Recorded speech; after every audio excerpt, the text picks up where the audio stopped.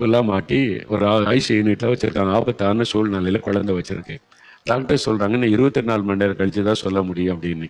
அப்போ நீங்க சில வேலைகள் இருக்குது, நீங்க கடைக்கு போறீங்க, மில்க் வாங்கணும், சில பொருள் வாங்கணும், வெளியெல்லாம் போக வேண்டியது இருக்கு. அப்படி போகும்போது என்ன, நீங்க ஒரு நிலைமையில இருப்பாங்க. நீங்க கடைக்கு போனாலும், வெளியில போனாலும், வீட்டுல போய் குளிச்சுட்டு புறப்பட்டு வர போனாலும் மைண்ட் எல்லாம் எதை குறித்து இருக்கும்? குழந்தை பற்றியே சிந்தனை ஓடிக்கிட்டே இருக்கும். பிள்ளைக்கு என்ன ஆகுமோ, எப்படி ஆகுமோ, சரியாயிருமோ, அந்த 24 மணி நேரமும் சிந்தை இல்லாத ஓடிக்கிட்டே இருக்கும். ஆனா நீங்க பஸ்ல போவீங்க, வேலை செய்வீங்க, குளிச்சு புறப்படுவீங்க, பால் வாங்குவீங்க, எல்லாம் வேலை செய்தாலும் மைண்ட் முழுவதும் ஆஸ்பத்திரியில் இருக்கிற குழந்தை மேல ஓடிக்கிட்டே இருக்கும். பார்த்தீங்களா?